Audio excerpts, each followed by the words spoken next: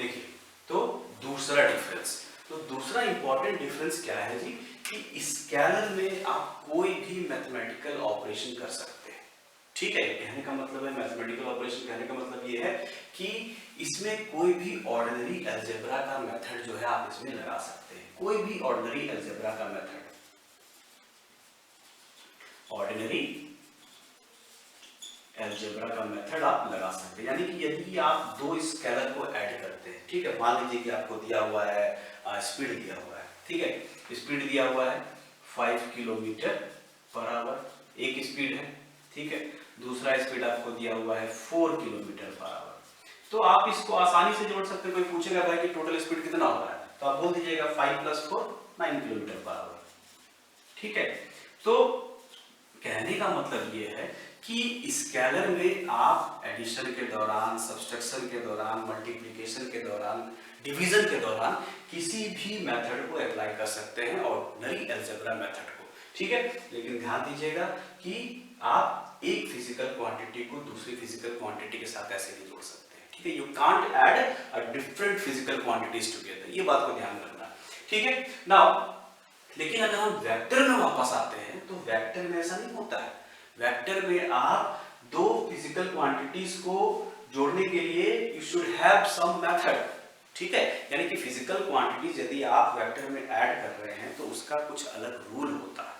ठीक है, जो हम लोग आगे चल के पढ़ेंगे कि वेक्टर एडिशन क्या है, वेक्टर मल्टीप्लिकेशन क्या है, and everything and all of this thing.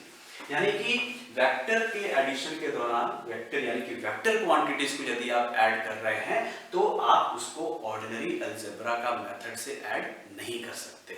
ठीक है, ये पॉइंट आपको दिमाग में रखना है। क्या दिमाग में रखना है कि वेक्टर में ऑर्डिनरी अलजेब्रा का जो मेथड होगा आप उसको इसमें अप्लाई नहीं कर सकते। भाई तो क्या मेथड होगा, क्या मेथड होगा, कैसे करके इसको ऐड करेंगे हम लोग, ये हम लोग देखेंगे। ठीक है, नेक्स्ट क्लास में हम लोग इसके बारे में हम लोग देखेंगे। ठीक है, दूसरा जो टॉपिक है इंपॉर्टेंट वो है आपका क्या जी, रिप्रेजेंटेशन ऑफ वेक्टर, है ना, यानी कि वेक्टर को हम लोग कैसे करके रिप्रेजेंट करते हैं, ये बहुत ही इंपॉर्टेंट है। अब एक आपका स्केलर क्वांटिटी है, एक आपका वेक्टर क्वांटिटी है, तो भाई इस वेक्टर क्वांटिटी को रिप्रेजेंट करने के लिए कोई मींस होना चाहिए ना। हम कैसे करके समझेंगे कि ये मेरा वेक्टर क्वांटिटी और ये स्केलर क्वांटिटी है। ठीक है, तो वेक्टर को रिप्रेजेंट करने का क्या तरीका है, हमारा नेक्स्ट टॉपिक है रिप्रेजेंटेशन ऑफ वेक्टर। ठीक है, तो हम लोग देखते हैं representation of vector. Representation of vector, vector को कैसे रिप्रेजेंट करें। ठीक है, तो वेक्टर को कैसे रिप्रेजेंट करना है, सपोज कीजिए कि हम लोग लेते हैं फिजिकल क्वांटिटी वेलोसिटी। ठीक है, वेलोसिटी, जनरली आप लोग वेलोसिटी को कैसे डिनोट करते हैं, किस लेटर से डिनोट करते हैं, आप लिखते हैं v। ठीक है, तो आपको करना कुछ नहीं है, आपको जस्ट इसके ऊपर में एक साइन दे देना इस तरीके से। ठीक है, नाउ हम लोग क्या कर रहे हैं, हम लोग बता रहे हैं कि वेलोसिटी एक आपका वेक्टर क्वांटिटी है, यानी कि जो भी वेक्टर क्वांटिटी होगा उसको दिखाने के लिए आपको उसके ऊपर में इस तरीके से एरो बनाना है। ठीक है, अब बुक में देखिएगा, बहुत सारे बुक में इस तरह का एरो नहीं बना हुआ रहता है, तो लोग क्या करते हैं, वो लोग सिंपली क्या करते हैं कि भी लिखकर उसको बोल्ड कर देते हैं। ठीक है, तो ये हो गया और क्या जी, वेक्टर। नाउ इसका जो मैग्नीट्यूड होता है, अगर हमको इसका बस मैग्नीट्यूड दिखाना है इस वेलोसिटी को, तो हम लोग क्या करते हैं, इस तरीके से प्रिंट करते हैं। ये हो गया मैग्नीट्यूड ऑफ वेलोसिटी, क्या हो गया, मैग्नीट्यूड ऑफ वेलोसिटी, और उसको फिर हम लोग इस तरीके से दिखाते हैं। ठीक है, और बुक में आप देखिएगा ये जो होता है इसको लाइट रखते हैं थोड़ा सा, है ना, light. Now this is the magnitude of velocity, और ये जो v जो आ गया ना, इसको हम लोग क्या बोलते हैं, एब्सोल्यूट वैल्यू। क्या बोलते हैं, एब्सोल्यूट वैल्यू। ठीक है, तो ये हुआ आपका क्या जी, रिप्रेजेंटेशन ऑफ वेक्टर। नाउ अब रिप्रेजेंटेशन ऑफ वेक्टर का मतलब यही नहीं है कि वेक्टर हम लोग कैसे डिनोट करते हैं, दूसरा चीज समझिए, बहुत ही इंपॉर्टेंट चीज, बहुत ही कॉन्सेप्चुअल। क्या कॉन्सेप्चुअल है, देखिए वेलोसिटी, मान लीजिए कि आपको दिया हुआ है वेलोसिटी कितना, 5 मीटर पर सेकेंड। और जब भी वेलोसिटी दिया हुआ है इसका मतलब कि आपके पास में डायरेक्शन है, ठीक है, क्योंकि वेलोसिटी का मतलब क्या हुआ, मैग्नीट्यूड एंड डायरेक्शन, दोनों चीज पता होना चाहिए आपको। तो वेलोसिटी दिया हुआ है और ये बोलता है कि ये आपका हॉरिजॉन्टल के साथ में 30 डिग्री का एंगल बना रहा है। कितना का एंगल बना रहा है, 30 डिग्री का एंगल बना रहा है। तो ये है मेरा एक हॉरिजॉन्टल लाइन और यहां पर हम दिखाने वाले हैं वेलोसिटी वेक्टर, ठीक है। ये आपका एंगल हो गया 30 डिग्री का, कितना का, 30 डिग्री का। और ये आपको दिखा रहा है कि this is the direction of velocity, ठीक है। अब ये 30 डिग्री का एंगल हॉरिजॉन्टल के साथ में बना रहा है और ये क्या है, ये आपका वेलोसिटी है जिसका कि मैग्नीट्यूड कितना है, 5 मीटर पर सेकेंड। अब कोई बोलता है दूसरा चीज क्या बोलता है कि भाई दूसरा वेलोसिटी है, तो दूसरा वेलोसिटी है, ठीक है, वो जो है वो वर्टिकल के साथ में 30 डिग्री बना रहा है, ठीक है। चलिए, और उसका जो मैग्नीट्यूड है वो है 2 मीटर पर सेकेंड और वर्टिकल के साथ में, ठीक है, कितना डिग्री है, चलिए 30 डिग्री, ठीक है, तो 30 डिग्री। तो ये है मेरा वर्टिकल लाइन, ओके।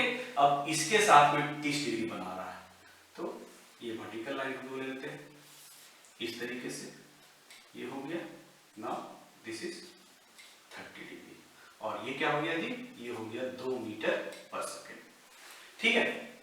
अब इसमें देखिए, इसमें इंपॉर्टेंट चीज क्या है, ये वेक्टर का मैग्नीट्यूड और दूसरा इसका डायरेक्शन।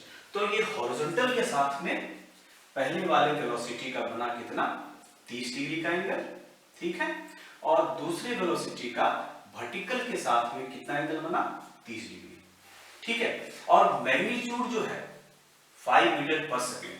अब इसमें क्या है कि जब हम लोग वेक्टर को रिप्रेजेंट करते हैं ग्राफिकली, यदि आप वेक्टर को जब आप ग्राफिकली कोई मेथड को सॉल्व कीजिएगा तो उसमें क्या होता है कि इस वेक्टर के लेंथ का बहुत ही इंपॉर्टेंस होता है। लेकिन अगर आप उसको you are trying to solve vector by different type of methods, ठीक है, जैसे कि हम लोग उसको सॉल्व करेंगे आगे चल के कोसाइन रूल से या फिर पाइथागोरस थ्योरम से, तो उसमें इस लेंथ का इंपॉर्टेंस उतना नहीं रहता है, बस हम लोग काम चलाने के लिए दिखा सकते हैं कि ये बड़ा है, ये छोटा है। लेकिन अगर हम लोग ग्राफिकल मेथड पे काम कर रहे हैं तो बहुत जरूरी है कि आप इसको स्केल करें। क्या करें, स्केल करें। कैसे स्केल करें, क्या मतलब हुआ स्केल करने का, तो स्केल करने का मतलब ये है कि 5 मीटर पर सेकेंड जो है इसको हमको रिप्रेजेंट करना है कि इसका जो लेंथ है, इस वेक्टर का जो लेंथ है ये 5 मीटर पर सेकेंड है।